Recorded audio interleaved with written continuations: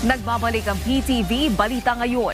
Kasunod ng pagbubukas muli ng voters registration para sa BARM parliamentary elections noong February 9, nagbigay paalala ang Commission on Elections na hindi na tinatanggap ang sedula, police clearance, privately issued ID.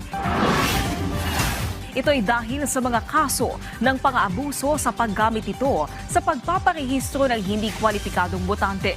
Tanging mga government-issued identification cards lamang ang tatanggapin sa pagpaparehistro para sa halalan sa BARM. Maaari nang magparehistro sa pamamagitan ng Special Register Anywhere program sa mga mall kung saan nag-iikot ang COMELEC. Ito ay para hindi na kailangan pang gumastos pauwing probinsya ng mga kababayan nating kasalukuyang naninirahan sa Metro Manila na lalahok sa BARM parliamentary elections.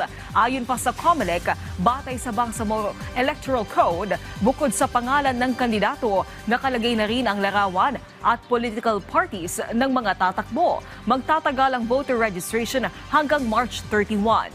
Makakaasa po kayo, kaisa ang Commission on Elections sa inyong mga pinuno sa BARM, sa ating Kongreso, Senado at House of Representatives, pati na rin sa Ehekutibo na naglalayong isagawa sa lalong madaling panahon. Itong taong po ito ang inyong BARM parliamentary elections. Nang sa gayon, masimulan na po ng mga pinuno ninyo sa parlamento ang kanilang trabaho na may mandato ng mismong mga mamamayan ng Bangsamoro.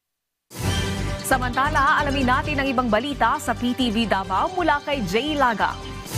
Mayong adlaw, kapin 900 na ang natalang drug-cleared barangay sa Tibok, Davao Region.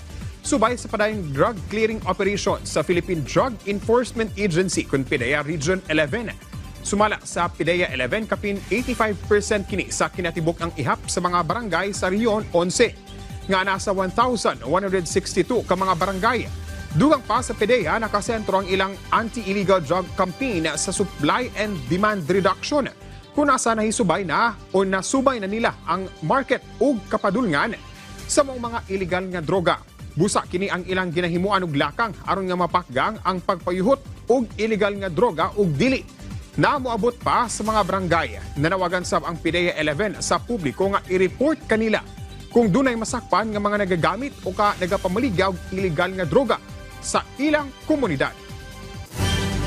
Gibuhian ang kapin 70 ka mga critically endangered hawksbill sea turtle hatchlings sa baybayon sa barangay Dumangas Nuevo, Calamansig, Sultan Kudarat nitong Pebrero 8 ning tuiga.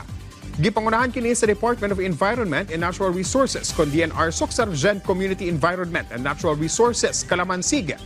Tumong sa mong aktibidad nga mapahingusgan ang pagkonserba sa kinaiyahan, ilabi na sa mga critically endangered species. Panawagan sab sa buhatan nga batukan ang plastic pollution ug protektahan ang mga nesting sites sa mga pawikan hatchlings. Pinaagi sa pag-report sa mga aktibidad nga posibleng magdala og risgo sa mga pawikan. Ug mo kadto ang mga nagunang balita dinhi sa PTV Davao. Ako si Jay Laga. Mayong adlaw. Daghang salamat, Jay Laga. At yan ang mga balita sa oras na ito. Para sa iba pang update, i-follow at i-like kami sa aming social media site sa @PTVPH. Ako po si Naomi Tiburcio para sa Pambansang TV sa Bagong Pilipinas.